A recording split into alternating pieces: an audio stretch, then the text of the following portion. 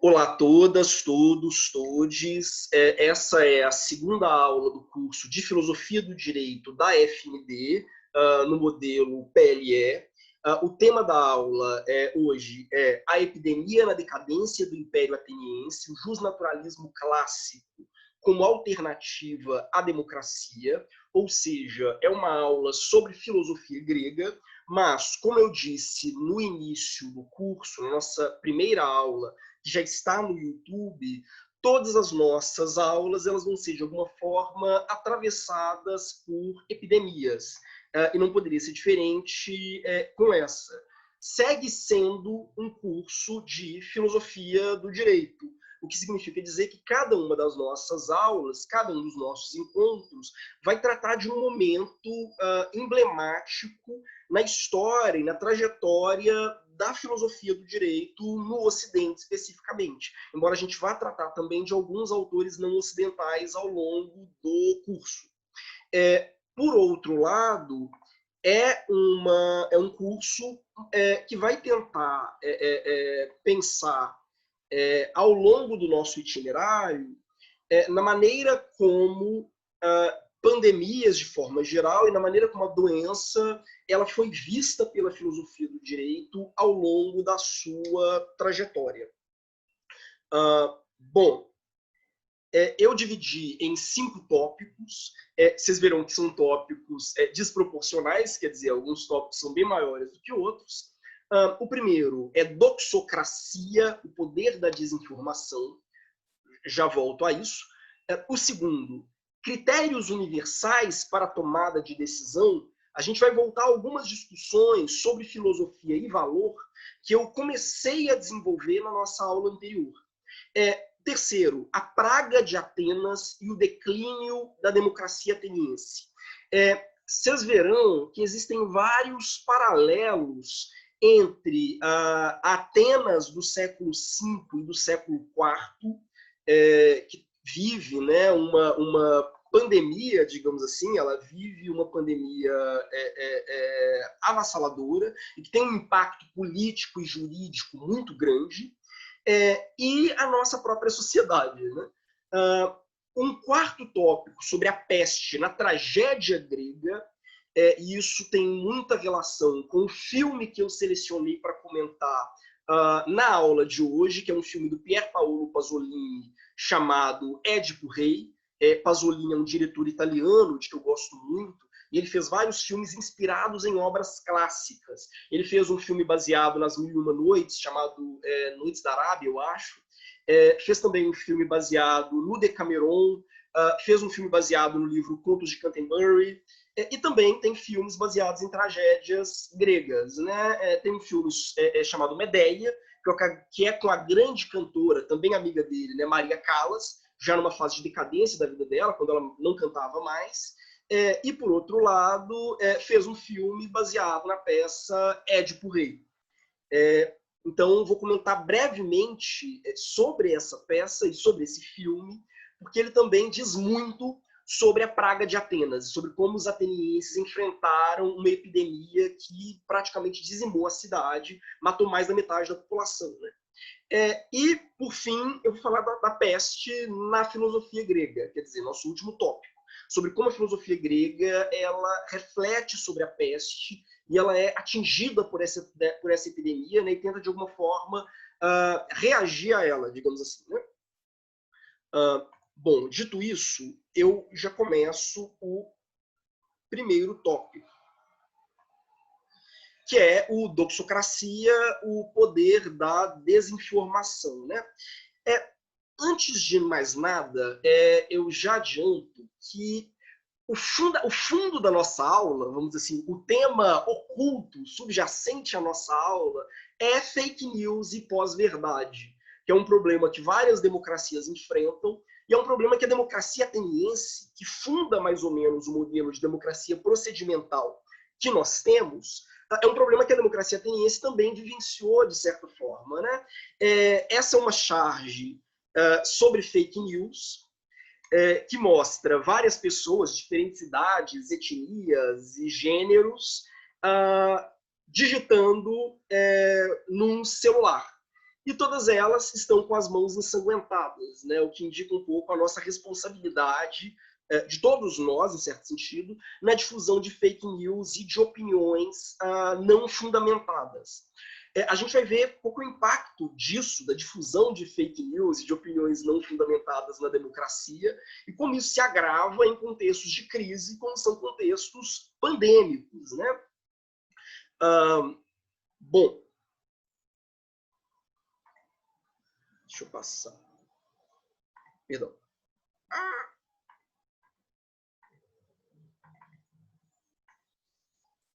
Não.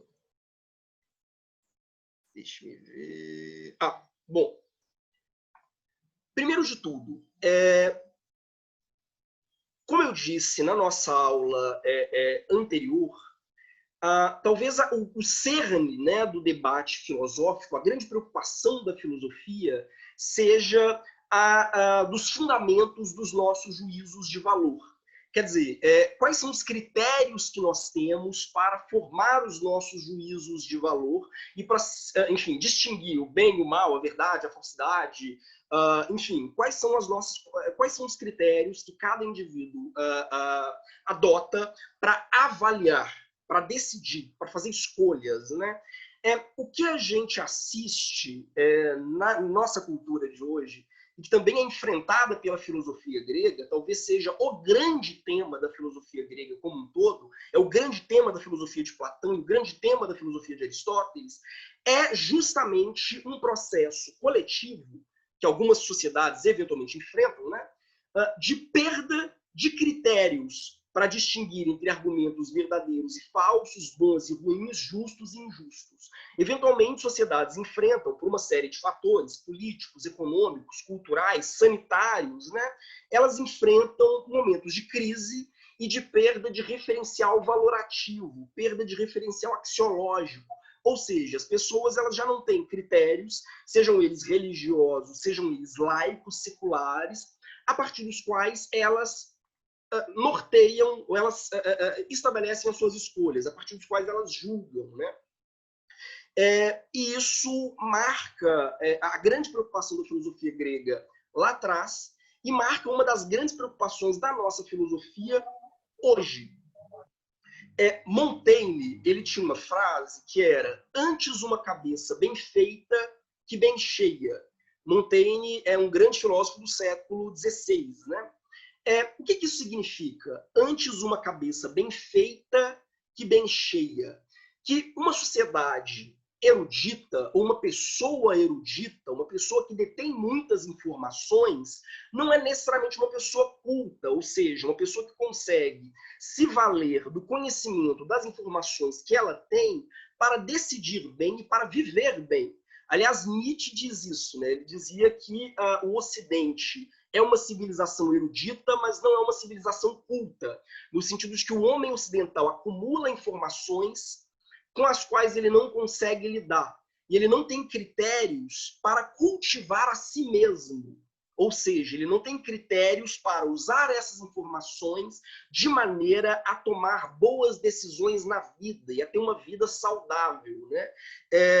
Isso, quer dizer, é um tema muito característico da filosofia desde os gregos, como vocês vão ver, que é uma contraposição, quer dizer, cultura, ou seja, o que é cultura? Cultura é cultivo de si. Uma pessoa cultivada, quer dizer, uma pessoa que é capaz de ter uma boa vida, ter uma vida dotada de significado, ter uma vida rica, e que é uma vida norteada por boas decisões, ou por bons critérios para avaliar as suas boas decisões, né? Não é necessariamente uma vida com excesso de informação. Não é uma pessoa culta não é uma pessoa erudita. Uma pessoa cultivada não é uma pessoa erudita. Por que isso é interessante? Porque nós, assim como os gregos, talvez sejamos uma cultura muito marcada pelo excesso de informação. Nós temos informação sobre tudo, nós temos opinião sobre tudo, mas, ao mesmo tempo, somos uma sociedade, como o professor Gonçalo Maio Solsona, né, que é um filósofo catalão, foi meu professor na UFMG, como o professor Gonçalo Maio Solsona gosta de dizer, nós somos uma sociedade profundamente ignorante. A sociedade da informação é uma sociedade da ignorância. Mas por que uma sociedade da ignorância? Porque nós somos, a todo momento, atacados por incontáveis informações, incontáveis dados sobre tudo. A internet é um exemplo disso. Mas, por outro lado, nós já não temos mais critérios, nós não temos mais, vamos dizer assim, instrumentos hermenêuticos para selecionar a informação que a gente recebe, entender quais informações são de fato úteis para uma boa vida, quer dizer, úteis para uma vida qualificada, e quais informações elas são inúteis. Nós não temos critérios para fazer uma filtragem daquilo que, entrando na nossa vida, pode fazer de fato diferença e daquilo que não faz. Então a gente acaba perdendo, inclusive, a sensibilidade para diferenciar o que é uma informação boa, uma informação ruim, uma informação verdadeira ou uma informação falsa. Essa talvez seja a grande tragédia, né? Nós vivemos num mundo muito marcado pelo acesso a todas as informações possíveis, mas nós somos pessoas que não têm mais qualquer tipo de critério para filtrar essas informações. Esse é um problema muito característico, né, do nosso tempo, mas é um problema que os gregos também enfrentam. E a filosofia grega e a filosofia ocidental como um todo, ela, ao longo dos séculos, digamos assim, ela se bate com esse problema, quer dizer, ela se depara com esse problema reiteradas vezes, e em especial em momentos de crise. Gente, estou falando muito rápido? Alguém? Não, tá bom. Não, tá num ritmo bem ok. É porque eu estou falando de informação e de excesso de informação, vocês verão que essa aula será uma aula de excesso de informações. Então, eu estou tentando condensar tudo de uma maneira que fique ao mesmo tempo mais simples e mais fluida para vocês. Então, já peço desculpas, né? Em geral, as aulas sobre antiguidade, sobre filosofia medieval, elas acabam ficando um pouco abarrotadas de informação. Isso facilita um pouco quando a gente entra nas aulas de filosofia contemporânea, que aí a gente não precisa mais contextualizar, né? Quer dizer, em tese, o contexto você já tem, quer dizer, estamos tratando de filósofos que vivem no mesmo momento que nós, né? Ou pelo menos em realidades mais próximas que a nossa. Bom, mas aqui há um ponto, então, que eu preciso que fique bem fixado na cabeça de vocês. Quer dizer, o objetivo da filosofia não é produzir mais informações. Não é o objetivo da filosofia na Grécia e nem o objetivo da filosofia hoje. O objetivo é fornecer condições ou fornecer critérios a partir das quais a gente filtre, a gente interprete, a gente leia as informações que nós temos. E para o filósofo, para os filósofos de forma geral, né, dos gregos até hoje, passando por Montaigne, por Nietzsche, por aí vai, excesso de informação não significa necessariamente não significa necessariamente sabedoria ou boas condições para a tomada da decisão. Uma pessoa sábia é uma pessoa que toma boas decisões. Uma pessoa com excesso de informação, né, não é necessariamente capaz de tomar boas decisões a partir dessas informações. Esse é um tema, repito, absolutamente central na história da filosofia. Todas as nossas aulas vão voltar a elas, digamos assim, e é um tema que é muito crucial na filosofia grega. Bom, dito isso, talvez essa problemática ela tenha sido elaborada de uma forma mais consistente na filosofia grega por Platão, que é um filósofo muito preocupado em separar doxa, quer dizer, a mera opinião, e episteme, que é a ciência, o conhecimento fundamentado. A preocupação de Platão é porque, da perspectiva dele, a democracia ateniense, que tem o seu auge no século V a.C., a democracia ateniense entrou em colapso, ela entrou em decadência completa, vocês vão ver um pouco mais sobre isso. Ela ruiu exatamente porque as pessoas já não eram mais capazes de diferenciar entre opinião e conhecimento fundamentado. E se as suas decisões, né, elas vão definir os rumos da cidade, se o seu voto pode diferenciar entre eleger, sei lá, um Eduardo Suplicy ou uma Flor de Lis, para fazer umas comparações assim, então é preciso que você seja capaz de discriminar qual opinião ela tem base, ela tem fundamento, ela tem um nível de concretude, e qual opinião ela é vaga. Para Platão, a democracia entra em colapso porque a opinião da maioria, e que acaba se convertendo, né, nas decisões majoritárias, nem sempre é aquela mais saudável e mais consistente a longo prazo para a sobrevivência da comunidade política. E ele vai dizer o seguinte, olha, se toda opinião é válida, então nenhuma opinião o é. Quer dizer, a filosofia é muito preocupada com isso. Quer dizer, nem todo gosto, nem toda opinião tem o mesmo valor que outra. Se eu indiferencio, se eu digo, não, toda opinião é válida, eu abraço, a bem da verdade, a pós-verdade, ou, quer dizer, abraço as fake news. Eu começo a me basear exclusivamente no consenso ou na decisão da maioria, o que pode resultar em decisões coletivas muito perigosas, tanto para as minorias quanto para a maioria.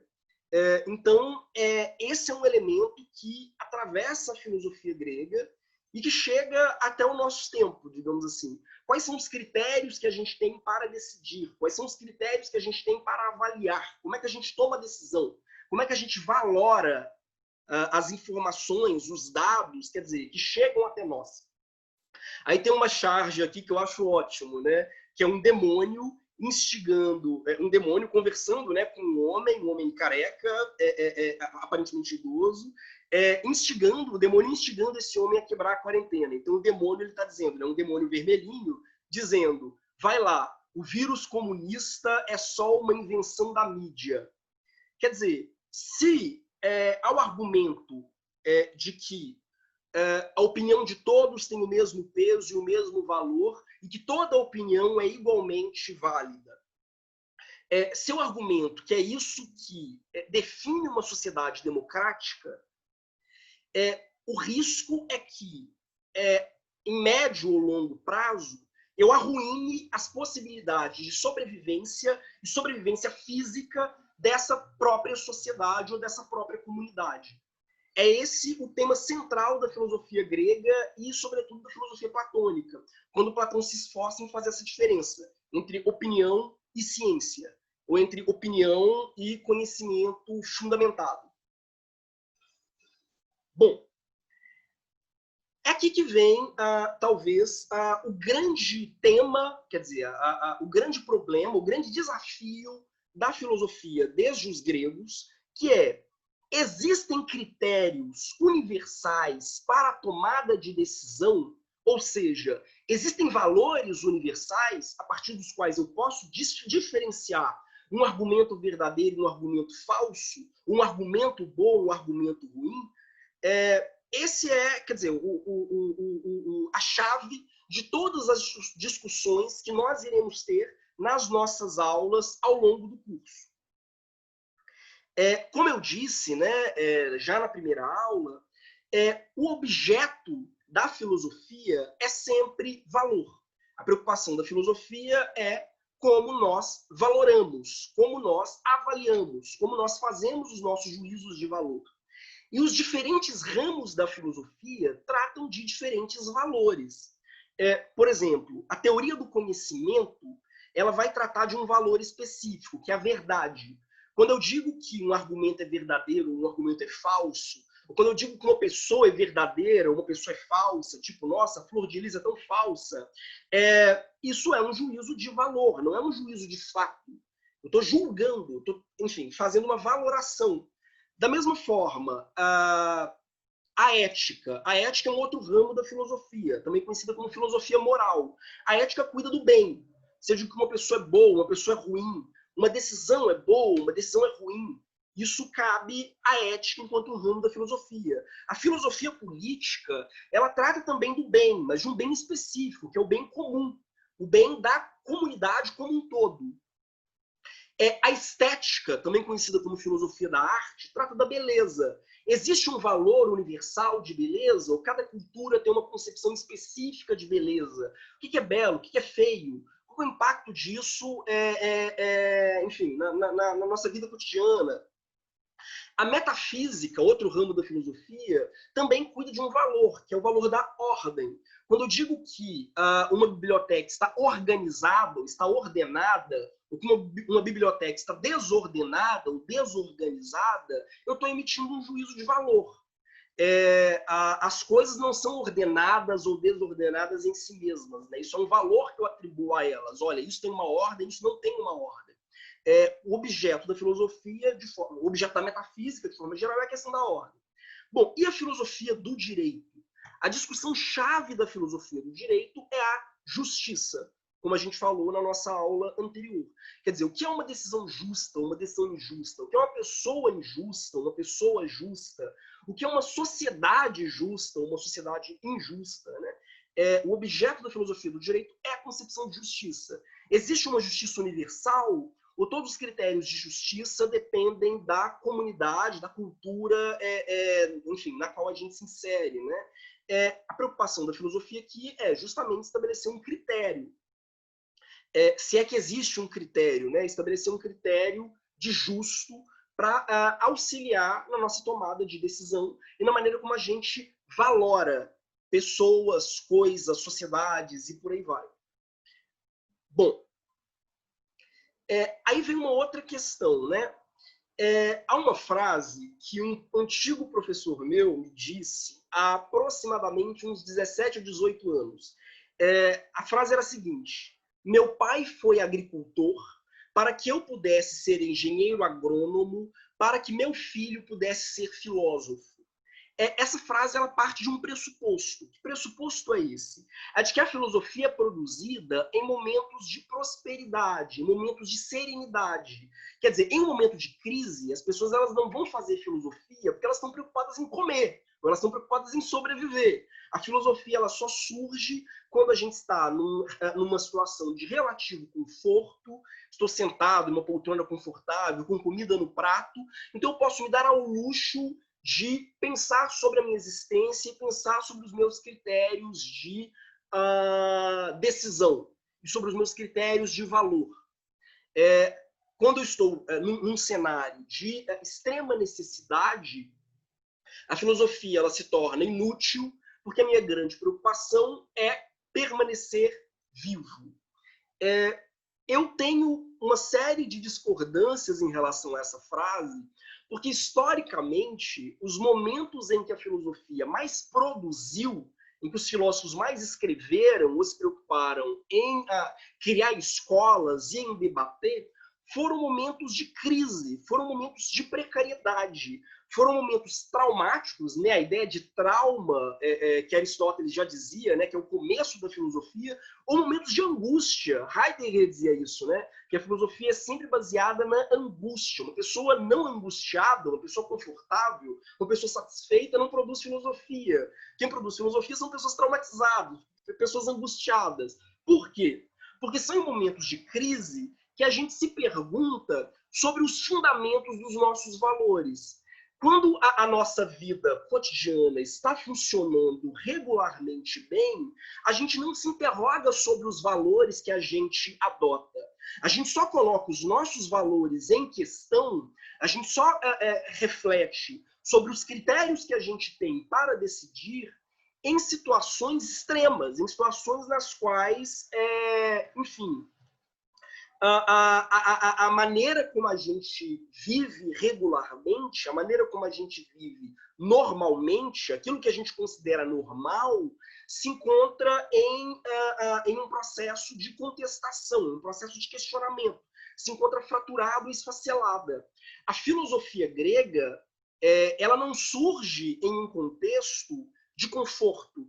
Platão não escreve no auge da democracia ateniense, quando os gregos estão vivendo em paz e harmonia e alegria e felicidade. Pelo contrário, Platão começa a escrever quando a civilização grega está em franco declínio, ela está desaparecendo. E ela está, quer dizer, ela está desaparecendo em virtude de uma série de crises, entre outras crises, uma grande epidemia. É disso que eu vou falar já já, né? Quando você está num momento de perda de referenciais, você se volta à filosofia para se perguntar sobre qual é realmente, qual é de fato o fundamento das decisões que eu tomava. Será que as decisões que eu tomava, elas tinham fundamento? Será que aquelas crenças religiosas, morais, tradicionais que eu usava para nortear a minha vida, elas tinham alguma base? Ou eu as assumi simplesmente porque eram as mesmas crenças dos meus pais, dos meus avós, dos meus tataravós? E se é isso, quer dizer, se eu simplesmente assumi essas crenças por comodismo, por conforto, por que elas já não são mais válidas agora? Por que elas não são úteis para que eu responda a uma situação de crise, a uma situação de angústia, uma situação traumática? Por que elas não me ajudam diante do desespero, né? Há um conto da Clarice Lispector que eu acho maravilhoso para ilustrar isso. Chama Amor. Eu não sei se vocês conhecem. É basicamente uma senhora de classe média alta que mora no Humaitá, bairro aqui do Rio. Está andando de bonde e, de repente, ela olha pela janela e vê um homem cego, mascando chiclete. E aquilo gera um espanto tão grande nela que ela desce antes do bonde, ela desce no Jardim Botânico e tem uma crise existencial. Então ela começa a filosofar. Quem que eu sou? Onde eu estou? Qual é o meu lugar no mundo? Por que eu tive filhos? Qual o sentido da minha existência? Ela começa, de fato, a filosofar diante desse cenário de crise e de horror. Ela fica profundamente angustiada. Ela passa uma tarde inteira correndo para lá e para cá no Jardim Botânico. Enfim, virou a louca do Jardim Botânico. Se acalma, volta para casa, vê que as coisas dela estão todas no lugar, a família dela está gorda e confortável, está todo mundo se divertindo, então ela deita na cama e para de filosofar. Quer dizer, ela volta à sua vida confortável e comum. Eu acho genial esse conto da Clarice Lispector, porque mostra justamente essa relação estreita entre crise e filosofia. A crise pressupõe, quer dizer, a filosofia ela pressupõe que eu esteja em crise com os meus próprios valores, ou que eu coloque os meus valores em xeque. É por isso que, de forma geral, a filosofia cresce muito, na verdade, em momentos de decadência cultural, de decadência socioeconômica e política e por aí vai. Bom, como eu disse, a filosofia de Platão e de Aristóteles, que são marcos na história da filosofia do direito no Ocidente, são reações à crise que a Grécia vive no fim da Antiguidade Clássica. E elas são tentativas de usar da razão como um instrumento para debater valores, e mais do que isso. Tanto Platão quanto Aristóteles, eles partem do pressuposto de que a razão ela pode me oferecer critérios para decidir qual o melhor valor em uma determinada circunstância. Ao longo da filosofia, a gente vai ter autores que vão entender, concordando com Platão e Aristóteles, que sim, quer dizer, que a filosofia, que a razão, de forma geral, é um instrumento que me ajuda a escolher qual o melhor valor para decidir na minha vida de forma geral, e há determinados ramos da filosofia que vão entender que não, que a razão ela não é capaz de me dar critérios de valoração, não é capaz de me ajudar a decidir, a me dar critérios de escolha. A filosofia não é um instrumento que me permita saber se uma decisão é melhor do que a outra ou pior do que a outra. Não me permite saber o que é o bem, o que é o belo, e por aí vai. Então, você tem alguns autores que entendem que a razão se limita ao que a gente chama de razão instrumental, ou seja, eu posso, por meio da razão, debater quais são os melhores meios para eu chegar a um objetivo. A razão pode me dizer qual o caminho mais rápido para eu chegar na padaria, se o caminho A ou B. A razão ela vai me fornecer uma série de critérios para decidir, o caminho A é mais longo do que o caminho B, mas o caminho B tem 2 paradas, tem 2 esquinas. Isso a razão me fornece. Mas, por outro lado, a razão ela não me dá instrumentos para escolher qual a melhor padaria. Ou se vale a pena comprar na padaria ou não. Quer dizer, isso a razão não me ajuda. Há outros autores, é o caso de Platão e Aristóteles, que vão dizer que não, que a razão serve para ajudar na minha tomada de decisão. Ela me serve, ela me ajuda a fazer escolhas. É o que a gente chama de razão substantiva. Bom, com essa fé na razão substantiva, ou seja, na capacidade da razão de escolher fins, Platão e Aristóteles eles vão buscar por uma ideia universal, uma ideia que seria válida para todos, indiscriminadamente, para todas as pessoas, uma ideia universal de justiça, que ela poderia ser encontrada através da razão. Isso não significa, para esses autores, que todas as diferentes culturas no planeta, de fato, adotam essa ideia universal. O que eles entendem é que diferentes, quer dizer, o que Platão e Aristóteles entendem é que qualquer pessoa, fazendo uso da razão, poderia ou chegaria à mesma ideia de justiça.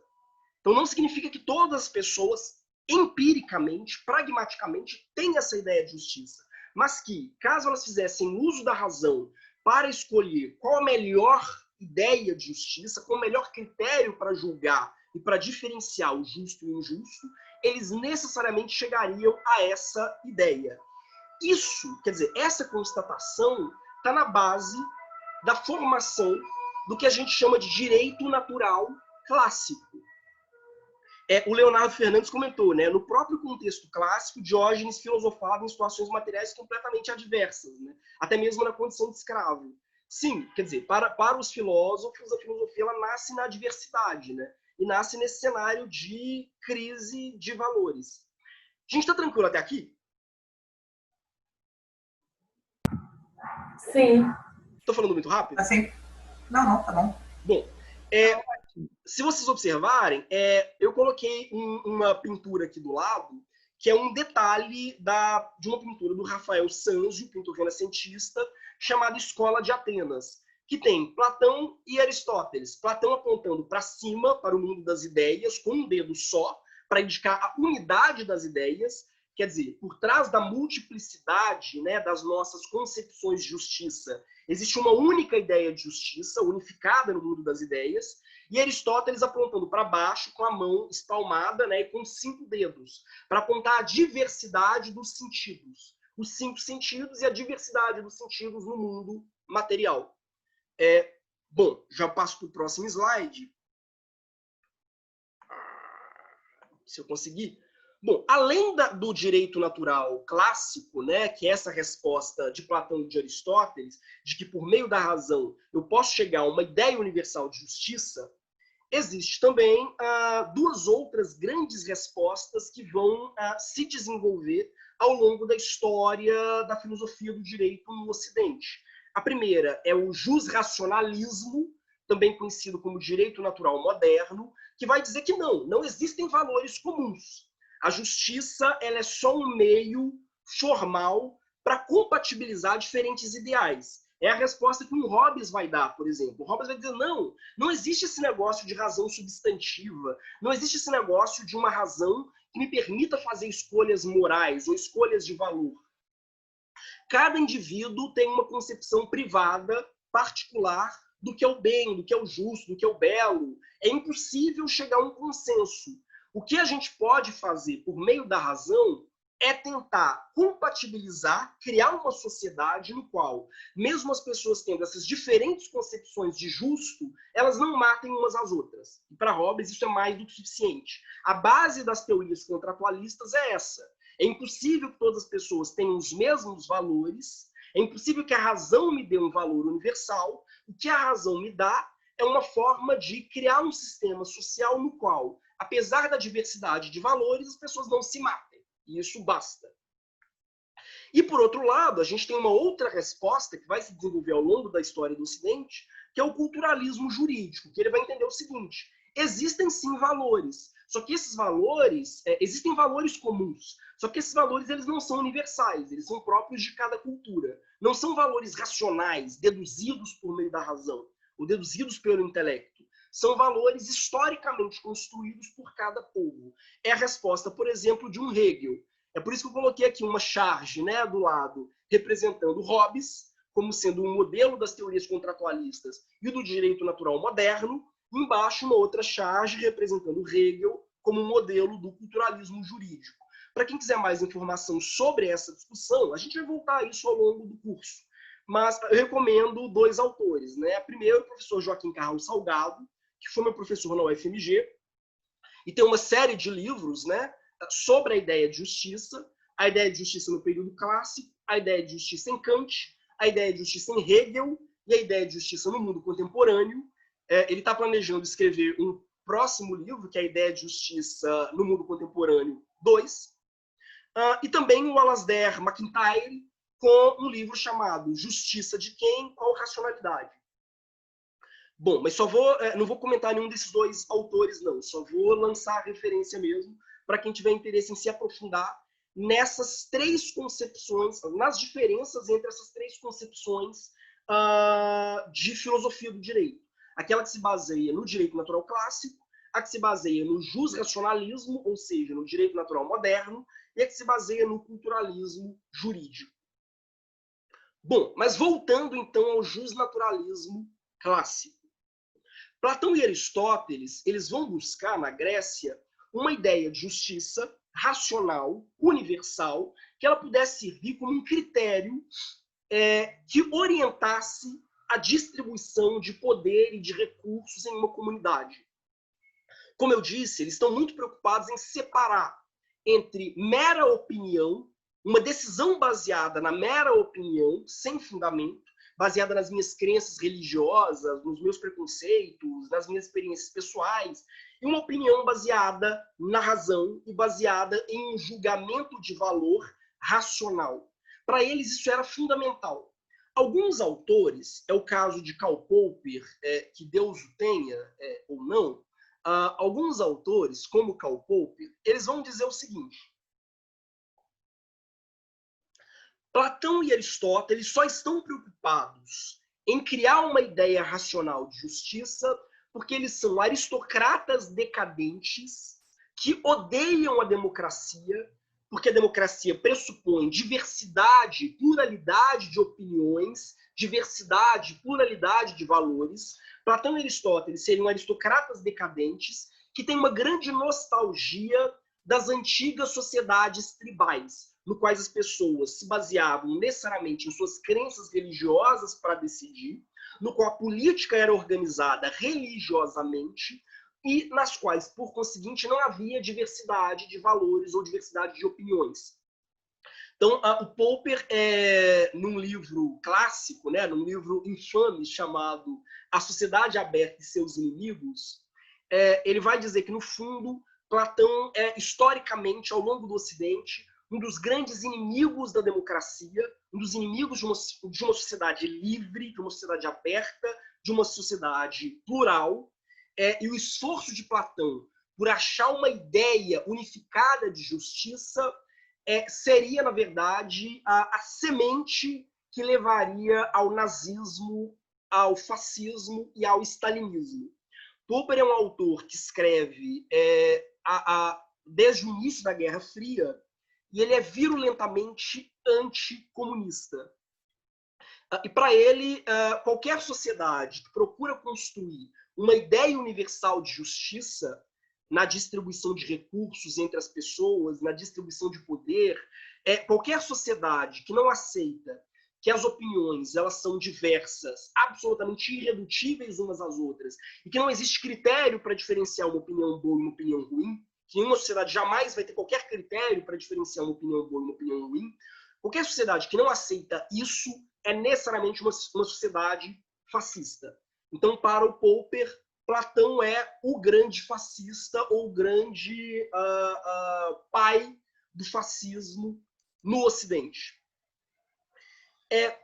Bom, e toda tentativa de justnaturalismo ou de direito natural clássico seria uma espécie de nostalgia, uma espécie de tentativa de retorno aos antigos mitos religiosos pré-democráticos. Eu discordo radicalmente da posição de Popper, como vocês verão. Acho que Popper conhece muito pouco da cultura grega que ele está tentando analisar. Aliás, Popper, como boa parte dos liberais, conhece muito pouco de qualquer coisa, bom, mas conhece muito pouco da história da filosofia do direito no Ocidente. Eu vou tentar, à medida que eu falar um pouco da crise da democracia ateniense no século V, ilustrar um pouco como a crítica que Platão lança, como a crítica que Popper faz a Platão e Aristóteles, ela acaba sendo profundamente injusta em vários aspectos. Bom, o Adriel Esteves falou que isso caiu no Enem. Não sabia, realmente não sabia.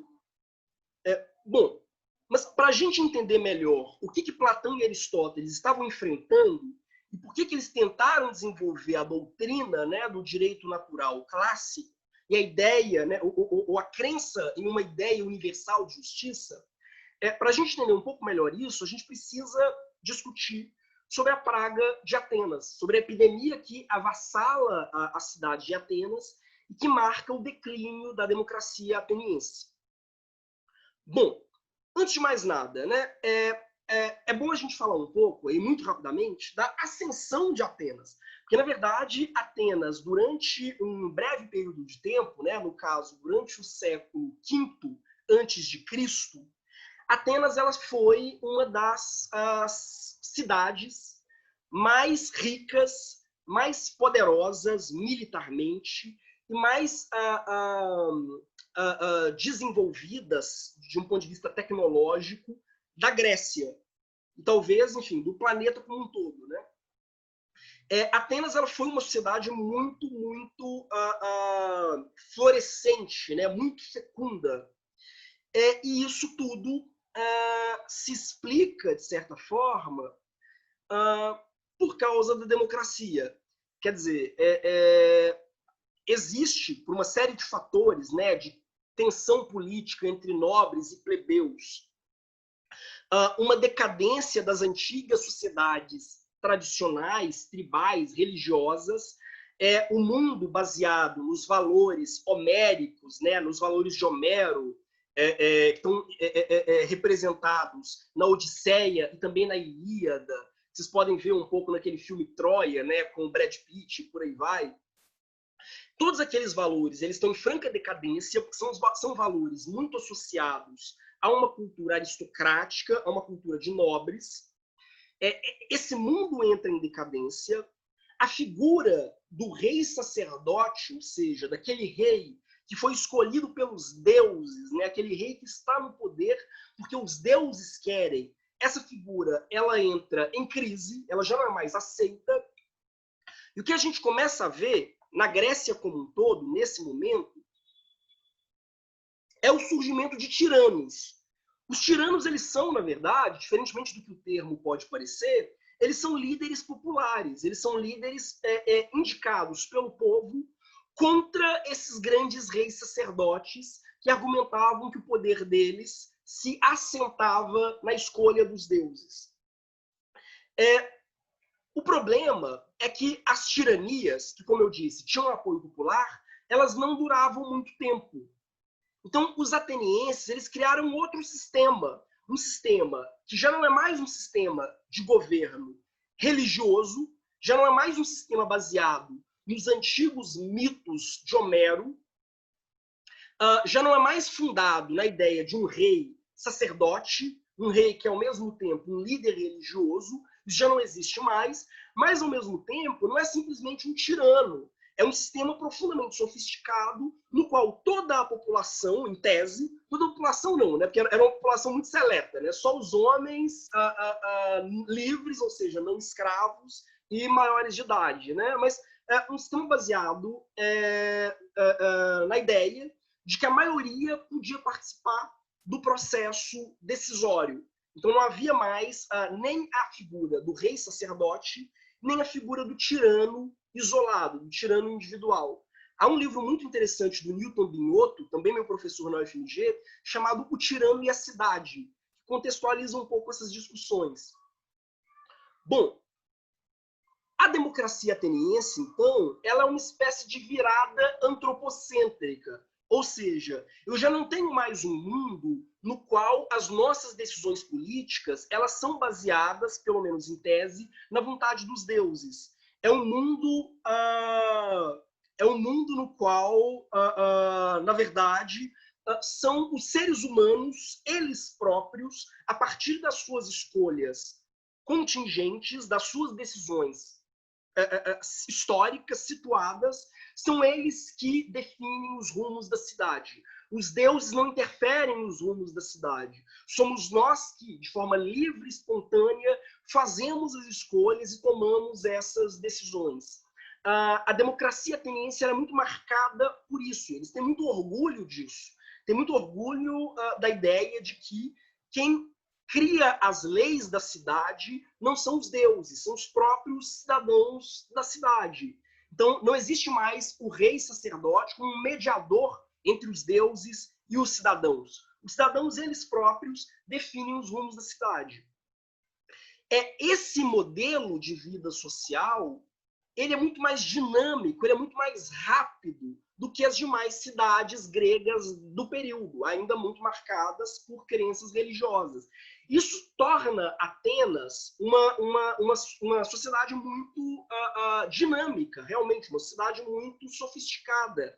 E garante que Atenas, como muitas democracias por aí, decida levar a democracia para as suas cidades vizinhas, invadindo esses outros povos não democráticos, criando uma espécie de grande império e obrigando esses povos a pagarem para Atenas tributos para se manterem protegidos. Né? Qualquer semelhança com os Estados Unidos de hoje é mera coincidência. Então, o século V a.C. É muito marcado por esse imperialismo ateniense. E talvez a grande figura que marque o imperialismo ateniense seja Péricles, não o cantor, quer dizer, Péricles, o estrategista e governante, que é um líder eleito pelo povo. Quer dizer, o Leonardo comentou, né? Perdi meus lados com esse Péricles. Bom, é um líder eleito pelo povo, Péricles, que vai assumir exatamente essa iniciativa. Vamos invadir outras cidades não democráticas aqui na Grécia, vamos levar a democracia até eles e vamos cobrar tributos. Boa parte das grandes obras que, sei lá, eu quero fazer uma viagem pela CVC para a Grécia, quero visitar Atenas. Boa parte daquelas grandes construções arquitetônicas que vocês encontrarão ainda hoje em Atenas são resultado desse dinheiro, vamos dizer assim, roubado, desses tributos que Atenas impôs a outras cidades gregas durante o auge do governo de Péricles. Bom, o problema então, os atenienses eles tinham um orgulho imenso da democracia, exatamente por entender, olha, é justamente porque agora a gente vive numa cidade não mais regida pelas antigas tradições religiosas, mas regida pelo voto popular, que a gente é muito mais dinâmico, é um povo muito mais rápido na tomada de decisão, e a gente pode, por conseguinte,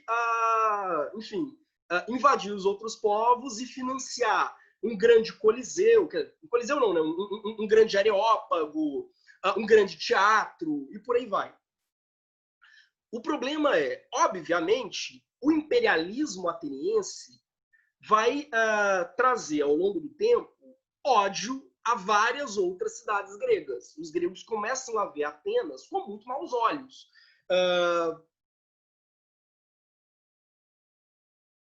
Quer dizer, não acham nada confortável, né? Viver sob permanente ameaça de invasão. A partir de uma série de pequenos conflitos, Os espartanos, quer dizer, acho que já viram 300, né, sobre Esparta e por aí vai.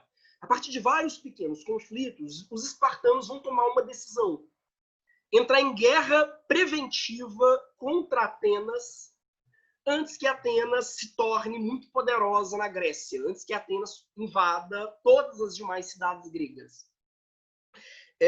Isso é muito bem narrado pelo Tucídides, que é um historiador ateniense e que ele acompanha parte da guerra. Tucídides, na verdade, morre antes que a guerra termine. Tucídides é considerado um dos pais da historiografia, da história como ciência, né?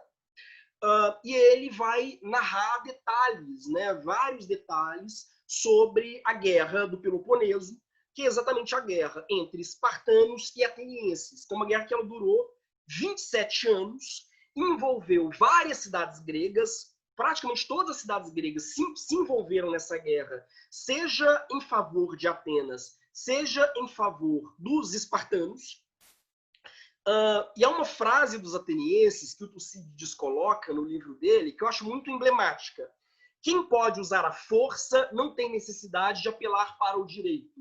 Isso é muito característico. Para os atenienses, eles tinham, quer dizer, mais do que, eles não têm simplesmente o direito de invadir os outros povos, eles têm força. Eu não preciso nem pensar em termos de direito, eu tenho força para invadir os outros povos, então eu devo invadi-los. Eu tenho praticamente o dever moral de invadir essas outras cidades, porque eu tenho força para isso.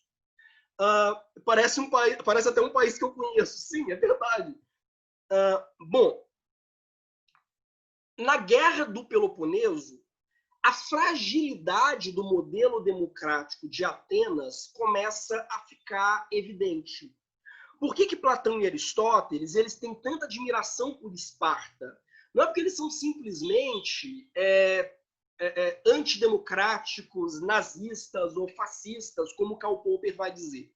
É porque eles já estão num contexto em que Atenas ela já foi invadida por Esparta, os muros de Atenas foram derrubados, Atenas ela passa a ser uma cidade ocupada pelos espartanos, a Grécia está completamente devastada pela Guerra do Peloponeso, a tal ponto que poucos anos depois, a Macedônia, que é um império estrangeiro, embora seja um império muito tributário do pensamento grego, a Macedônia vai conseguir invadir a Grécia e a Grécia nunca vai recuperar a sua liberdade. Até hoje, a liberdade. Bom, para Platão e Aristóteles, Atenas perdeu em virtude do modelo de democracia que eles tinham e por ser uma democracia que não era capaz de distinguir entre opinião e conhecimento fundamentado. E aí entra propriamente a questão da Praga de Atenas. Talvez o grande exemplo de erro estratégico dos atenienses na Guerra do Peloponeso, que levou à derrocada de Atenas, quer dizer, levou à invasão de Atenas por Esparta, tenha sido o seguinte: Péricles, esse moço aqui, né, não o cantor, o estadista, Péricles ele toma a seguinte decisão. Ele vai dizer, olha, nós atenienses não somos bons em lutas no solo. Nós somos muito bons em lutas no mar. Nós temos uma grande frota de navios, nós somos imbatíveis no mar, mas não em solo. Então vamos fazer o seguinte, nós vamos fechar os muros, nós vamos pegar todo mundo que mora no campo e trazer para dentro da cidade de Atenas, vamos fechar os muros da cidade, deixar que os espartanos fiquem lutando e fiquem tentando invadir os muros da cidade, eles não vão conseguir invadir a cidade, porque os nossos muros são fortificados. Quando eles se cansarem, a gente pega os nossos barcos, vai até Esparta e luta com Esparta pelo mar. Luta com Esparta numa guerra naval. O problema é, quando Péricles faz isso, acontece uma epidemia gigantesca em Atenas, que mata boa parte da população. Então, quando os espartanos chegam até os muros de Atenas, os atenienses, boa parte dos atenienses já estavam mortos. Os atenienses perdem a Guerra do Peloponeso, antes de mais nada, porque a peste em si mesma se ocupa, vamos dizer assim, de matar os atenienses, mais inclusive do que os espartanos. Vocês entendem? Quer dizer, os atenienses falam, não vamos entrar em guerra com esse povo, a gente fecha os nossos muros, deixa eles baterem nos portões, eles vão, claro, vão cercar os muros, mas não vão conseguir invadir a cidade. Enquanto isso, os nossos navios vão até Esparta e vão atacar Esparta lá. O problema é que já em 430 a.C., quando os atenienses fecham os muros, tem uma grande quantidade populacional, né, presa no mesmo lugar por muito tempo, você tem uma epidemia que se alastra e devasta a cidade. Então, na verdade, é a partir desse momento que alguns autores, né, alguns filósofos, vão se questionar. Eles vão dizer, olha, não basta, em uma situação de crise, que as pessoas tomem decisões se elas não conseguem diferenciar uma decisão inteligente de uma decisão estúpida. Quer dizer, não adianta partir aleatoriamente, né, não basta que a escolha ela tenha sido assumida pela maioria em um momento de angústia, um momento de crise, se a gente não tem instrumentos contramajoritários que garantam que a sociedade ela se proteja contra decisões burras, mas que se alastram pela opinião pública. Vocês percebem? Tranquilo até aqui? Alguém? Sim. Lembra bastante a questão da teoria constitucional, né? A importância da Constituição para evitar que a vontade da maioria gere retrocessos. Perfeito, exatamente. Eu gosto de dizer que talvez a grande discussão sobre filosofia constitucional e sobre critérios contramajoritários, ela nasça exatamente com os gregos e nasça durante a Praga de Atenas, por causa disso. Quer dizer, pelo fato de eles estarem se deparando com uma série de decisões tomadas por maiorias contingentes, mas que são decisões tomadas às pressas, e não há nada que garanta um mínimo de estabilidade na cultura ateniense para que, em meio a essas decisões atabalhoadas, a sociedade ela permaneça. Há um outro episódio, que também poderia usar como exemplo, né, que também é descrito por Tucídides, que é o do Alcibíades. Alcibíades é um estrategista que vai substituir o Péricles. O Péricles morre durante essa epidemia, é uma das figuras que morrem durante a epidemia, durante a Praga de Atenas. O Alcibíades substitui o Péricles, e o Alcibíades era um cara muito bonito, com uma grande retórica, ele foi aluno de sofistas, então ele tinha uma grande habilidade de convencimento, mas ele não sabia nada sobre a arte da guerra. Quer dizer, não sabia nada sobre batalha, sobre decisões de batalha. Então, ele decide entrar em guerra com aliados dos espartanos em Siracusa, que é no sul da Itália, mas no meio do caminho eles mudam de ideia, aí eles mudam de ideia umas 3 vezes dentro de um período muito curto de tempo, sei lá, 5, 6 semanas. Isso causa uma bola de neve que faz com que boa parte dos soldados gregos morram também em alto mar.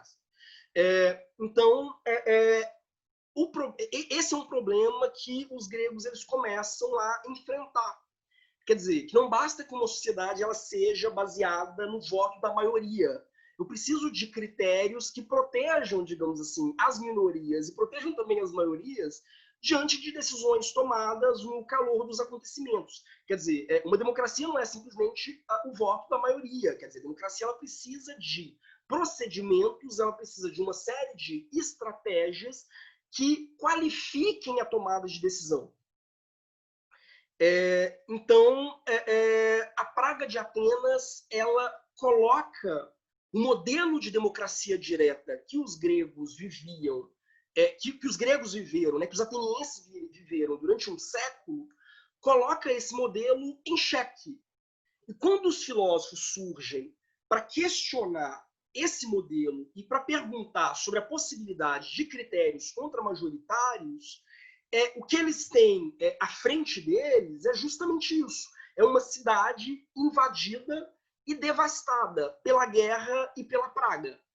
Então eles vão se perguntar, olha, será que não existem critérios de valor, juízos de valor, que orientem as pessoas a escolher entre, sei lá, um Flávio Bolsonaro ou uma deputada Erundina? Quer dizer, será que as pessoas não têm critérios de valor que permitem que elas escolham entre um bom governante e um mau governante, e que possam ajudar no debate público a nortear as nossas decisões? Porque a alternativa, ou seja, se eu digo que toda opinião é válida e, por conseguinte, nenhuma opinião é válida, a alternativa é que eu seja permanentemente refém de figuras como Péricles ou Alcibíades.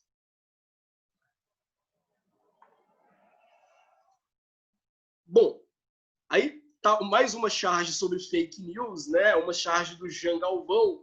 Você tem dois homens das cavernas pintando diante de uma caverna, né? Um está pintando, de fato, uma caçada, então você tem um cara segurando um tacape, correndo atrás de dois alces, ou algo do gênero, e você tem o outro pintando uma fake news, né? Ele está pintando uma nave alienígena abduzindo, enfim, dois homens das cavernas e um animal, né? Provavelmente um cachorro, ou algo do gênero, né?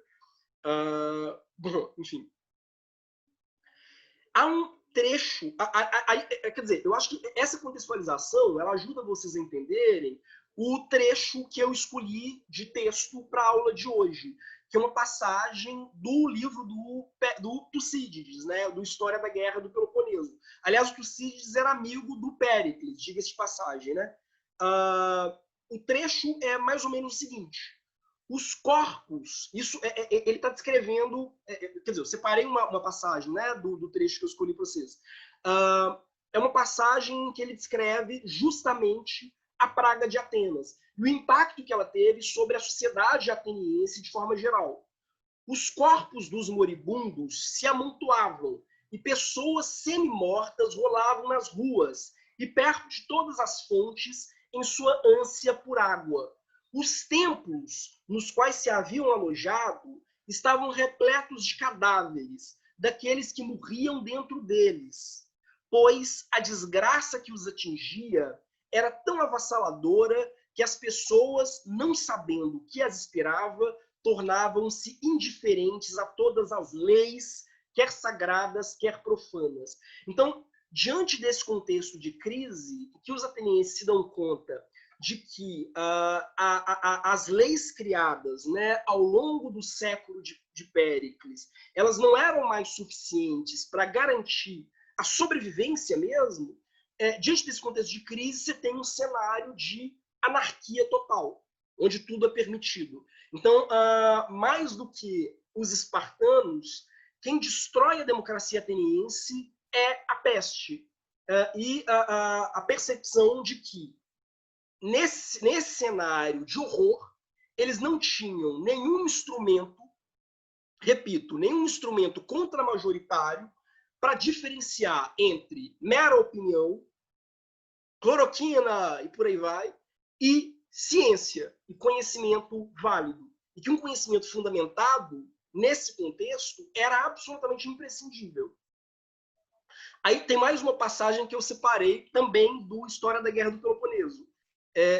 De um modo geral, a peste introduziu na cidade, pela primeira vez, a anarquia total.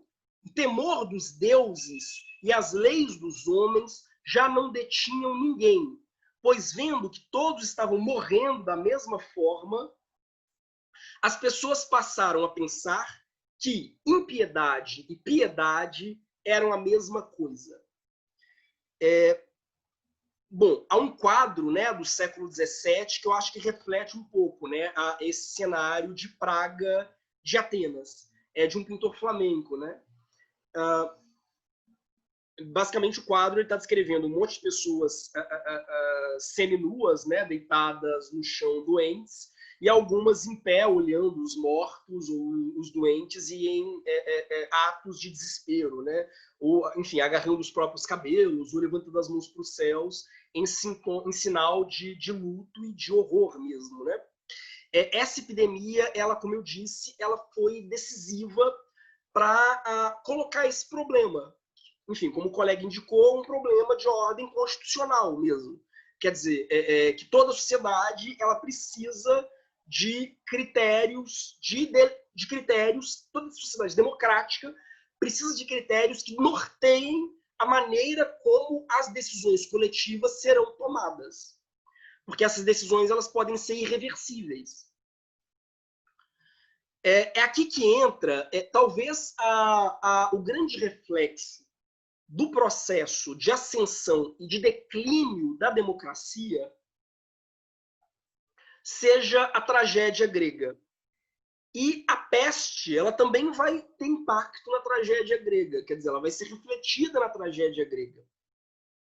Vou falar disso muito rapidamente. E é isso que ajuda a gente a entender o filme também que eu indiquei para a aula de hoje, que é o Édipo Rei, né? As tragédias, elas são, no fundo, um grande elogio e uma grande crítica à democracia ateniense. As tragédias gregas que a gente conhece, elas são todas, né? As tragédias gregas que sobraram, né? Foram todas produzidas e encenadas, escritas, produzidas e encenadas em Atenas, e elas foram escritas, produzidas e encenadas em Atenas durante o período democrático. A tragédia nasce com a democracia ateniense e morre com a democracia ateniense. Por quê? A tragédia ela surge dentro do culto ao deus Dionísio, né, que é o deus do vinho, da festa, da orgia. E Dionísio é um deus plebeu, é um deus estrangeiro. Ele era muito identificado às classes populares e não às classes aristocráticas.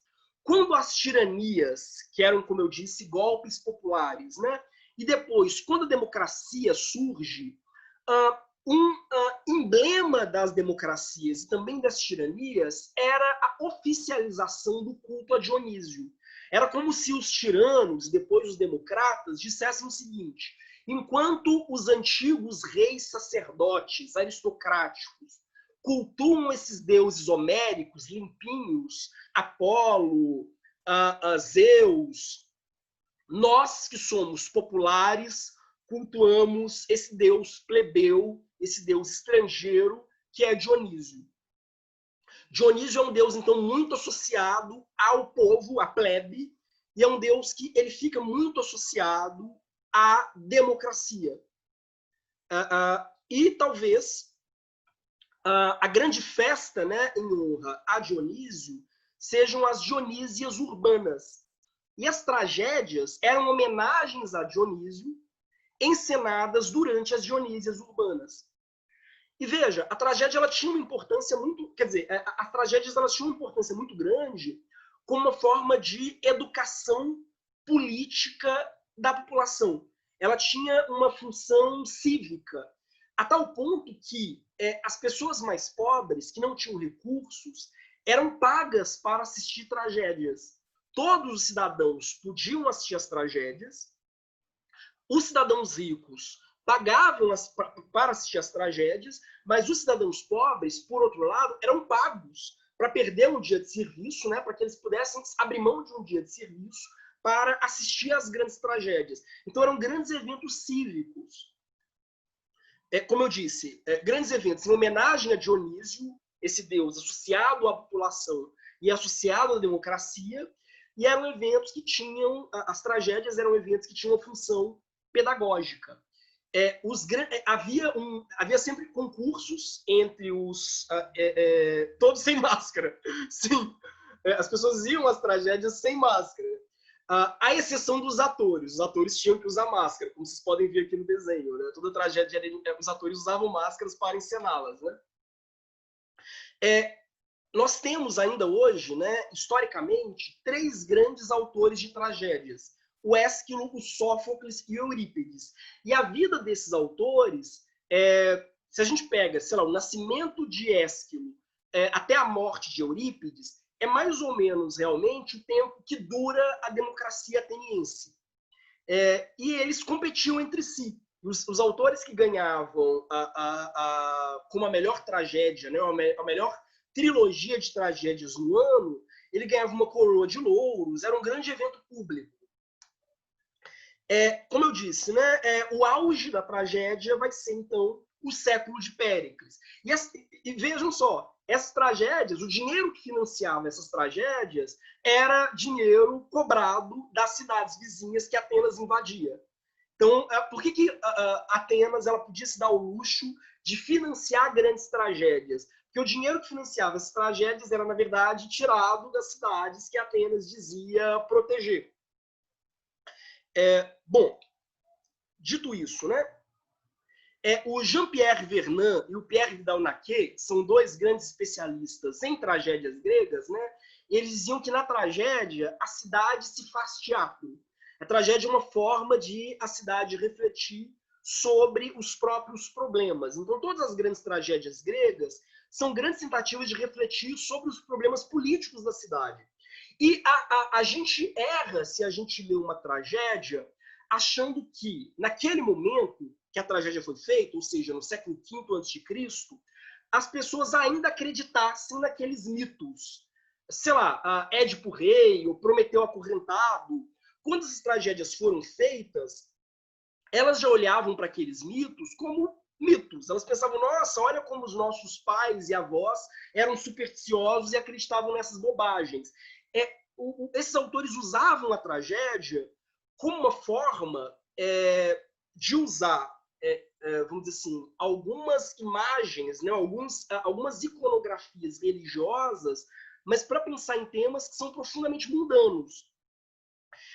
E uma das questões mais características da tragédia é justamente uma sensação que vai atravessar os atenienses, né, e os gregos durante todo o século V, durante todo esse período, que é uma sensação de desorientação. Agora que a gente já não tem mais as normas religiosas para nos orientarem, nós estamos entregues à nossa própria sorte.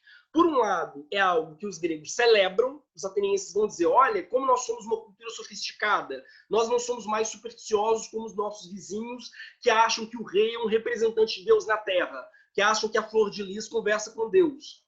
Por outro lado, eles têm uma percepção de que, e agora? Se as normas religiosas não são mais critérios para orientar as nossas ações, quais critérios nós temos? Tudo é permitido? Quer dizer, Deus está morto, tudo é permitido? Isso é muito característico também das tragédias gregas. Quer dizer, é por isso que talvez a questão da híbris, né, da desmedida, do homem que tenta fugir do seu próprio destino, escapar da sua própria natureza, né? A questão da híbris, e que sofre por causa disso, a questão da híbris ela aparece em praticamente todas as grandes tragédias, né? Porque é uma sensação muito generalizada de que agora que a gente fala de Homero, dos livros de Homero, né, da Ilíada e da Odisseia, a Ilíada e a Odisseia elas tinham para os gregos, durante muito tempo, a mesma serventia que a Bíblia tem hoje, ainda hoje, para muitos cristãos.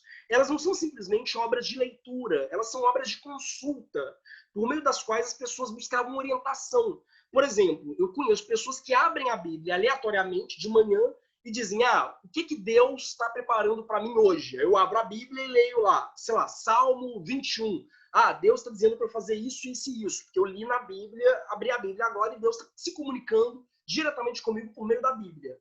Com a Ilíada e a Odisseia, ou seja, com os livros de Homero, era a mesma coisa. Não era simplesmente uma leitura de entretenimento. As pessoas liam a Ilíada e a Odisseia buscando orientação na sua própria vida. Com o surgimento da democracia e com a ideia de uma sociedade que é regida não pela religião, mas pelo voto popular, você tem um processo de crise. E as pessoas elas não vão mais abrir a Ilíada e a Odisseia para buscar orientação. Os deuses vão se comunicar comigo por meio desse texto religioso. Não. Mas então há uma sensação muito grande de perda, uma sensação muito grande de que talvez não tenhamos mais um horizonte que guie, que oriente as nossas escolhas de vida.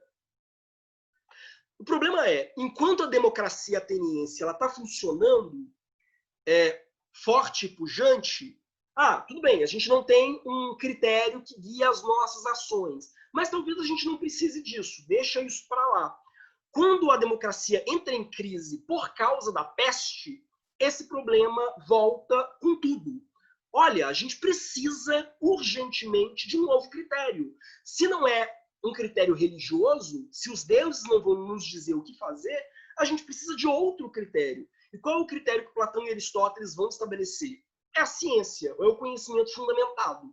Eu preciso orientar as minhas ações não com base na mera opinião e não com base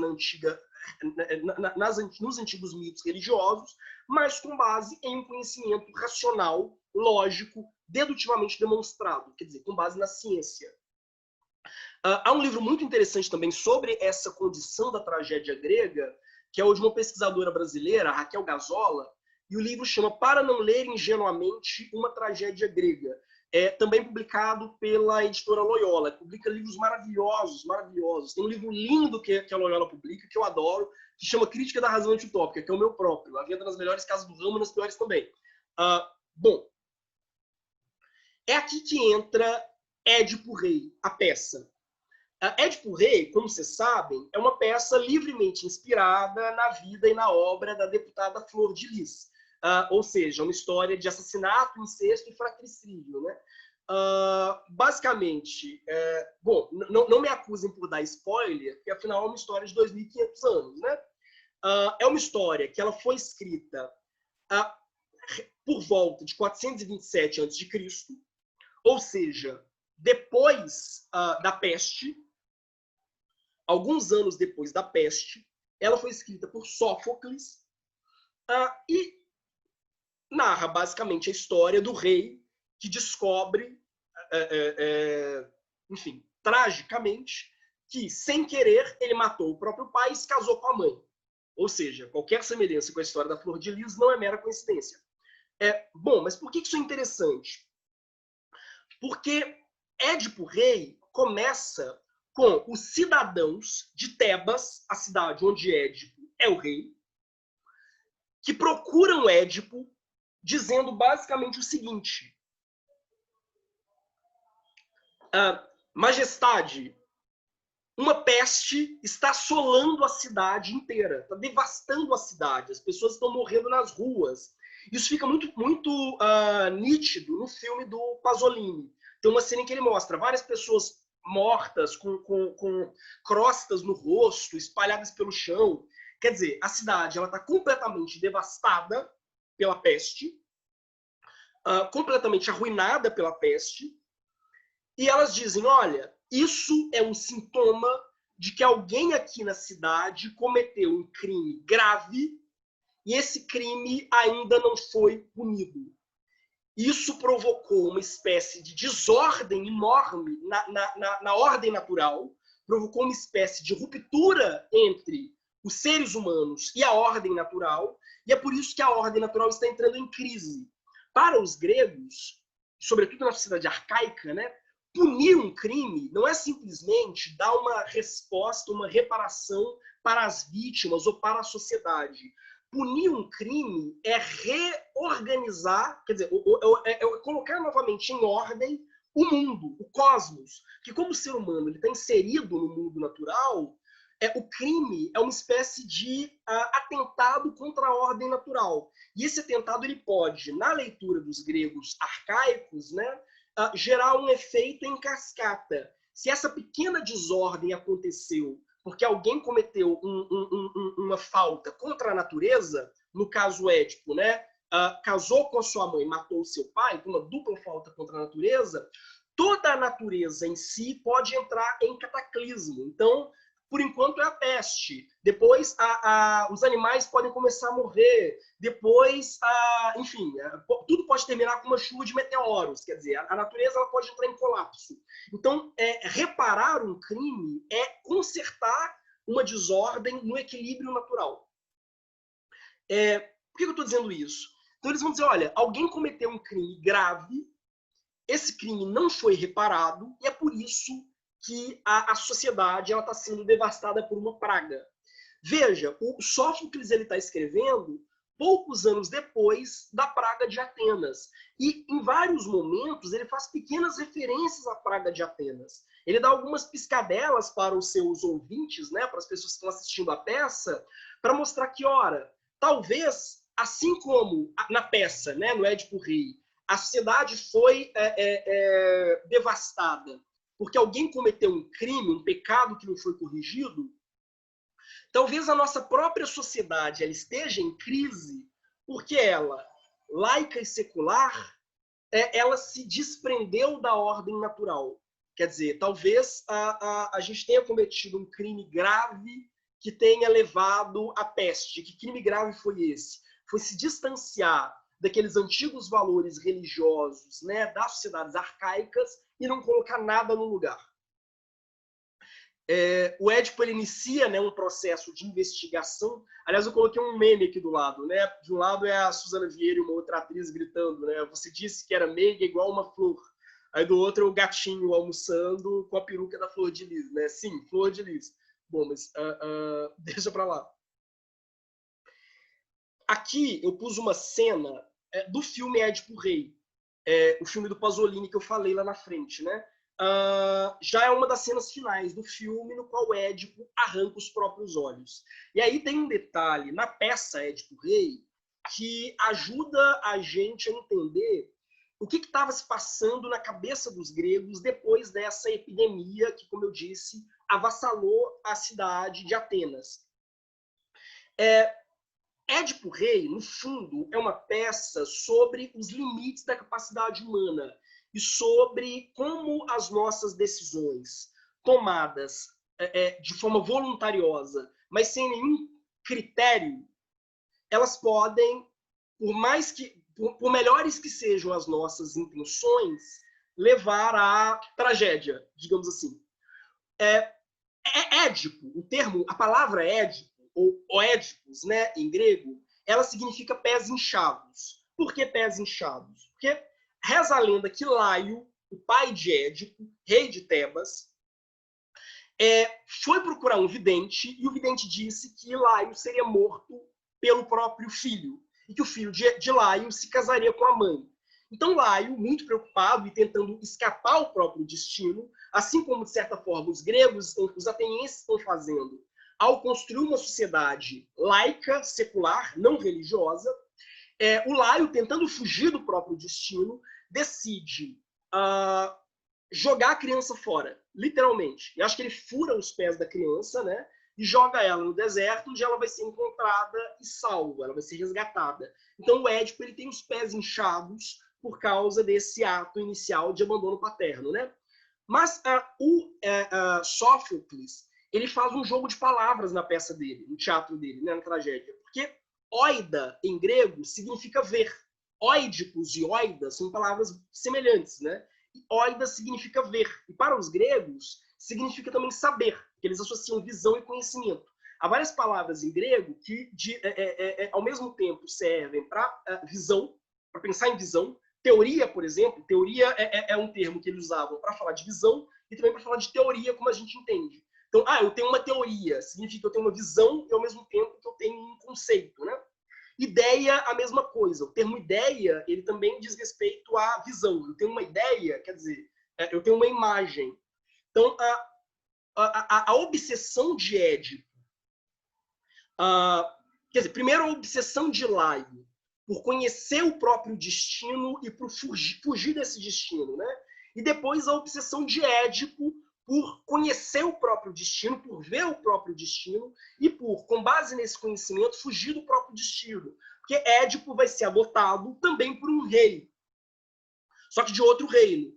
E esse rei vai dizer a Édipo, olha, o Édipo, já na juventude, ele vai consultar também um vidente, assim como o pai dele. Aliás, o próprio termo vidente é interessante, né? Mas o Édipo vai consultar um vidente, assim como o pai dele, e o vidente vai dizer a mesma coisa. Olha, você vai matar o seu pai e vai casar com a sua mãe. O Édipo, que não sabia que era adotado, foge da cidade onde ele está e vai parar justamente em Tebas, onde, sem querer, ele mata um rei desconhecido, ele não sabia que esse rei era o rei de Tebas, mata o rei desconhecido, que futuramente ele vai descobrir que é o pai dele, e se casa com a rainha, que futuramente ele vai descobrir que é a mãe dele, né?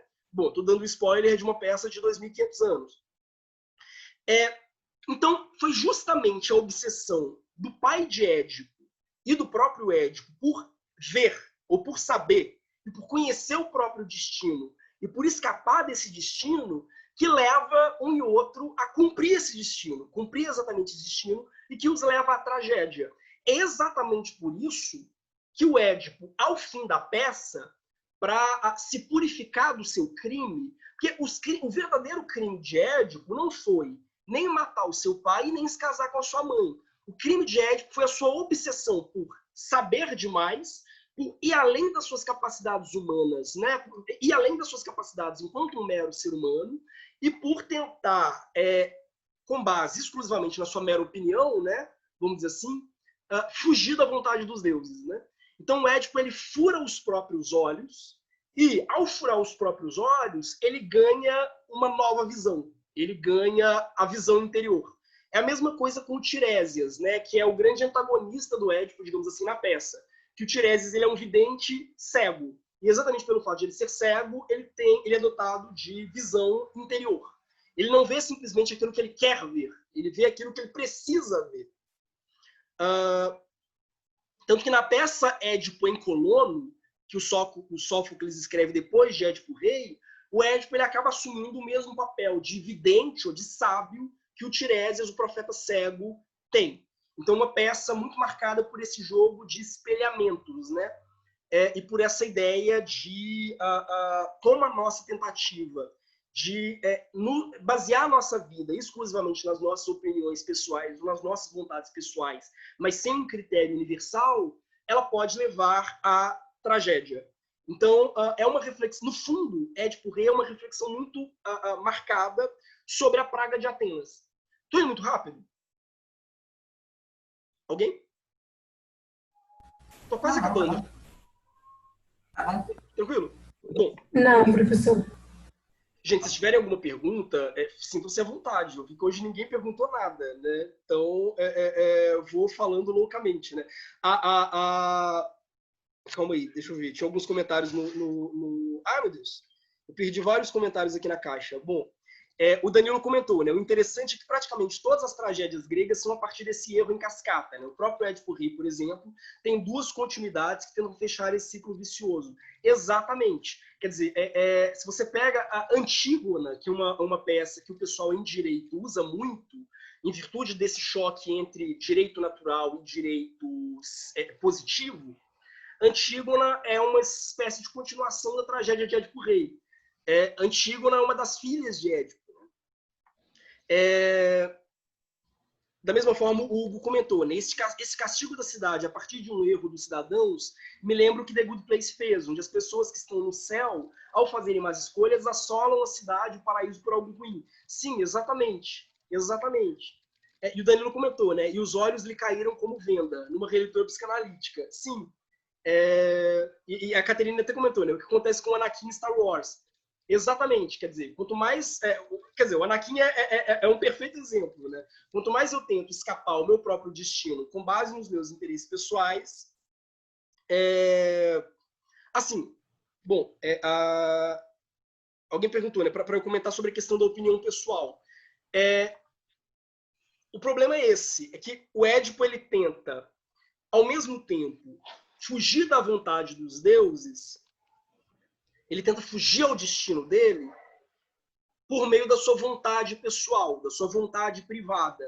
Mas exatamente a vontade privada do Édipo, de fugir para não matar o pai e não se casar com a mãe, que faz com que ele cumpra o destino dele, que é se casar com a mãe e matar o pai.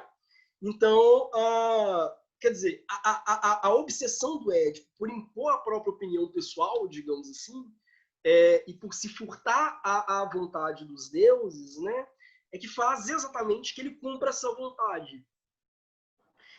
Então, isso para a audiência, né, que estava assistindo aquela tragédia naquele momento, ou seja, depois que boa parte de Atenas tinha sido consumida pela praga, Édipo Rei, sem sombra de dúvida, teve um impacto muito grande, né? É uma peça que ela acaba tendo um impacto muito grande por causa disso.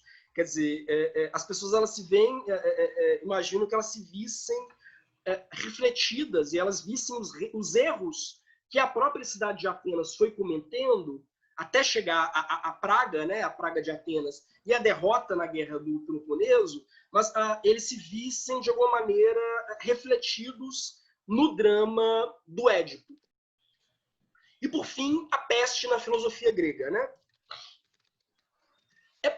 Se a gente leva todo esse cenário em consideração, a gente entende melhor o trabalho de Sócrates. Não Sócrates, o jogador, né? Sócrates, o filósofo. Sócrates começa a trabalhar, digamos assim, ele começa a fazer filosofia já durante a crise de Atenas. E Sócrates faz basicamente o seguinte: ele vai até pessoas que são tidas pela opinião pública como grandes sábios em determinados assuntos. É como se ele fosse, sei lá, até o Olavo de Carvalho, ou até o Leandro Carnal. Quer dizer, pessoas que a opinião pública toma como figuras influentes, como influencers, digamos assim. Ele vai até essas pessoas e começa a perguntar quais são os fundamentos dos critérios de valor que essas pessoas usam para tomar suas decisões. Então, por exemplo, Sócrates vai até um homem que é considerado um grande pensador da religião. E ele pergunta, quer dizer, uma figura que é considerada um grande líder religioso. Tá, tudo bem, você é um líder religioso. Me explica aqui o que é o sagrado. O Adriel comentou, né? É tipo Arthur Duval, só que inteligente, né?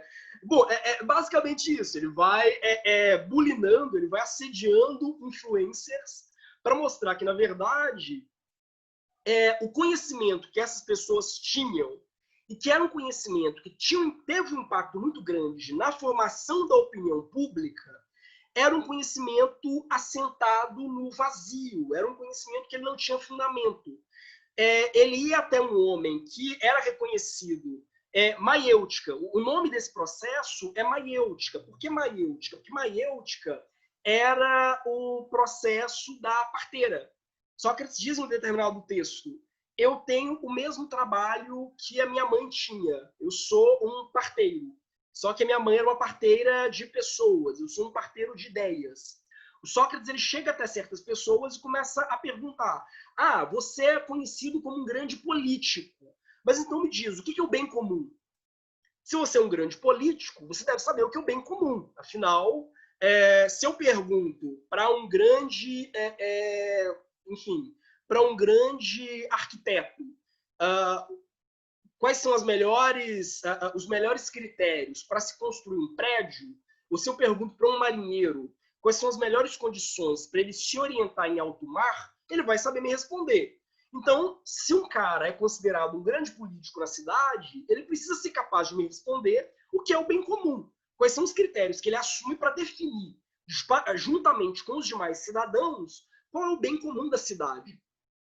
Ou o que é sagrado. Ou ele vai até um homem que é conhecido como um grande erudito. Você lembra que eu falei de erudição no início da aula? Ele vai até um homem que é conhecido como um grande erudito e pergunta para esse homem: você é conhecido como um grande erudito. O que é verdade? Quais são os critérios que eu tenho para diferenciar o verdadeiro e o falso? E ele vai mostrando que nenhuma dessas pessoas que a opinião pública tinha em alta conta como grandes influencers eram pessoas sábias de fato. Então ele vai mostrar, olha, a derrota de Atenas na Guerra do Peloponeso e a praga que assolou Atenas não foi um mero acidente. A praga que assolou Atenas foi o resultado natural e necessário do fato de nós estarmos numa sociedade baseada na doxocracia, ou seja, no domínio da opinião, da mera opinião pública. Nós estamos baseados numa sociedade onde as pessoas decidem, mas elas não têm critérios precisos, critérios públicos, critérios racionais para tomar as suas decisões. As pessoas elas não argumentam, elas trocam, quer dizer, elas não argumentam com o objetivo de convencer umas às outras. Elas simplesmente persuadem umas às outras com retórica. Quer dizer, se Sócrates estivesse no mundo de hoje, ele diria, olha, a pandemia de coronavírus ela não é um mero acidente, ela é um resultado direto do fato de nós elegermos líderes baseados na mera opinião, quer dizer, líderes populistas, mas que não são capazes de decidir com base no bem comum, ou com base em valores públicos compartilhados pela comunidade e que sejam capazes de garantir a sobrevivência da comunidade. Ou seja, já não há mais clareza na diferenciação entre verdade e falsidade, ou entre ciência e opinião. É por isso que a maioria dos diálogos socráticos eles são aporéticos. O que é um diálogo aporético? É um diálogo sem conclusão. Boa parte dos diálogos socráticos eles terminam completamente sem conclusão. Você pega os primeiros textos de Platão, vários deles eles terminam tipo, nhé. Quer dizer, o interlocutor ele simplesmente sai correndo. Aliás, literalmente, tem uns 3 diálogos de Platão em que o interlocutor ele simplesmente interrompe Sócrates e sai correndo. Por quê? Não é um acidente, não é um acaso que esses diálogos sejam aporéticos. O objetivo desse diálogo é justamente mostrar que, ora, aquelas pessoas que, durante o auge da democracia ateniense, eram vistos como grandes líderes, essas pessoas não sabiam de nada, elas não sabiam para onde elas estavam nos levando. Então, o resultado natural disso é a praga de Atenas. O resultado natural disso é a decadência. A gente teve até muita sorte de esse sistema durar por quase um século de uma forma mais ou menos equilibrada. Sorte não, quer dizer, esse sistema ele durou mais de um século, quase um século de forma equilibrada, porque ele conseguiu invadir várias cidades mais fracas e se valer do dinheiro dessas cidades para se financiar. Mas, no fundo, ele vai dizer, olha, o modelo de democracia que a gente tem é um modelo muito ruim, precisamente porque não é um modelo que tem uma base constitucional, digamos assim, sólida. Não é um modelo que me permita qualificar, me permita discriminar, me permita diferenciar entre um argumento bom e um argumento ruim na formação ou na formulação das decisões públicas.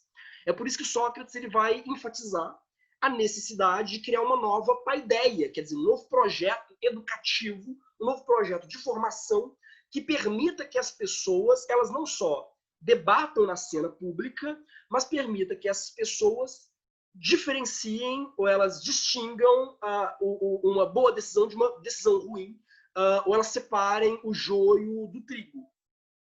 Eu não vou entrar no fundo, quer dizer, o direito natural clássico foi o primeiro grande esforço para responder a esse desafio que o Sócrates colocou. Quer dizer, para Platão e para Aristóteles, né, o assassinato de Sócrates, quer dizer, a condenação de Sócrates à morte, é um exemplo claro disso. Quer dizer, se uma sociedade como a ateniense pode, em virtude do voto da maioria, mandar um homem inocente à morte aleatoriamente, é um sinal de que a gente realmente precisa criar instrumentos que protejam os grupos minoritários, digamos assim, das decisões da maioria. E tanto Platão quanto Aristóteles, eles vão tentar construir a doutrina do direito natural clássico como um esforço para buscar um fundamento último para os nossos juízos de valor. Platão, não vou entrar no mérito, não vou tentar aqui discutir especificidades, né, do sistema teórico de Platão ou do sistema teórico de Aristóteles, mas ambos vão partir desse pressuposto. Olha, talvez encontrar uma ideia de justiça, seja essa ideia deduzida logicamente, seja essa ideia extraída da observação empírica de uma multiplicidade de experiências concretas, né, e da comparação entre diferentes sociedades consideradas justas, talvez conceber uma ideia de justiça que ela possa ser reconhecida como válida por todos os cidadãos indiscriminadamente, ela seja um ponto de partida para que a gente tenha uma cidade capaz de decidir melhor. E tenha uma cidade no qual a opinião pública ela tenha mais fundamento nas suas escolhas, né? Então, obviamente, a proposta de Platão e de Aristóteles ela não foi suficiente para salvar Atenas ou para salvar as cidades gregas. As cidades-estado gregas elas entram em colapso depois da Guerra do Peloponeso. É isso que vai permitir, como eu disse, que Alexandre o Grande invada essas cidades, né, e forme o Império Macedônico. Há um filme legal do Oliver Stone sobre isso, né? Alexandre. Mas isso permanece durante muito tempo. É a ideia de que a crença em valores absolutos, descobertos pela razão, ela pode nos orientar em contextos de crise. E vira e mexe, a gente pode pensar, nossa, mas que coisa ultrapassada. Mas, eventualmente, essa ideia volta. Eu vou dar um exemplo. Depois da Segunda Guerra Mundial, uma crítica muito parecida a essa crítica que Platão e Aristóteles fazem, né, e que Sócrates faz à democracia grega, foi feita por uma série de filósofos do direito para dizer que o que teria levado ao surgimento do nazismo e ao surgimento do fascismo na Europa foi o justpositivismo. O argumento deles nunca foi o de que Kelsen era ele próprio nazista, pelo contrário. Aliás, talvez um dos grandes nomes que formulam essa crítica, né, do direito natural seja o Eric Feigelin, que era, inclusive, aluno do Kelsen. O Eric Feigelin sabia que Kelsen era judeu e que estava longe de ser nazista. Mas ele diz o seguinte, para o positivismo jurídico, não importa o conteúdo da decisão, desde que a decisão ela seja formalmente válida de acordo com as normas estabelecidas por decisão majoritária. Então, eu não tenho mais a ideia, aliás, o Kelsen é muito enfático nisso, ele vai dizer, não existe uma ideia universal e racional de justiça, isso é mito. O que alguns autores, né, na década de 40 e 50, como é o caso do Eric Feigelin, vão argumentar é que uma sociedade que não é capaz de discriminar entre uma norma justa, uma norma racionalmente justa e uma norma racionalmente injusta, uma sociedade em que nem mesmo os juristas têm condição de se valer da razão, ou se valer de um conhecimento racional, para dizer, olha, eu não vou aplicar essa norma porque essa norma afronta a ideia de justiça de qualquer pessoa minimamente sã. Quer dizer, uma sociedade que não prepara os juristas para fazerem isso é uma sociedade que está pavimentando o caminho para que qualquer líder autocrático assuma o poder. Então, quer dizer, o justnaturalismo ele volta com a carga toda, digamos assim, na década de 40 e 50, tem um impacto muito grande, por exemplo, na elaboração da Declaração Universal dos Direitos Humanos, precisamente em virtude do mesmo problema que Platão e Aristóteles estavam enfrentando. Quer dizer, da necessidade de criar um modelo racional, um modelo universal, que nos permita julgar as normas da nossa própria cultura e entender até que ponto essas normas elas são justas ou injustas. E não só se elas são ou não majoritárias. Quer dizer, o fato de elas serem majoritárias, como as normas nazistas eram majoritárias, não implica que elas sejam necessariamente mais ou menos justas, ou que assegurem mais ou menos a condição de vida de grupos minoritários, né? Então, embora seja um debate que ele comece, né, com a Praga de Atenas, há quase 2.500 anos, é uma questão que vira e mexe, ela volta na história da filosofia do direito ocidental, e sobretudo em momentos de crise de decisão, ou de crise de valor.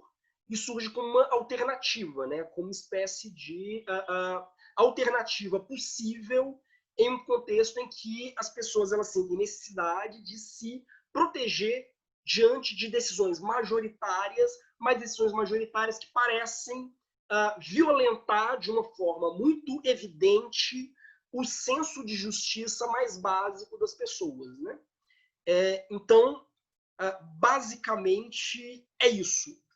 Na nossa próxima aula, eu vou falar de um contexto diverso. É um contexto em que essa ideia de essa crença em uma ideia de justiça universal, ela, na verdade, ela está se esfacelando. Em que essa crença mesmo, ela talvez pela primeira vez, desde Platão e Aristóteles, ela é radicalmente abandonada pela filosofia em prol de um outro tipo de modelo, né, que vai levar ao chamado jusracionalismo ou o direito natural moderno, em contraposição ao direito natural clássico.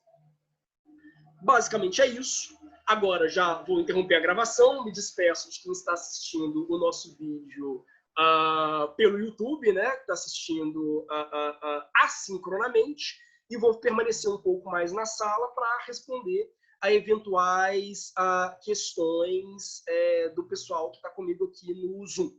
É isso, até a semana que vem e, enfim, protejam-se, né? Professor, obrigado.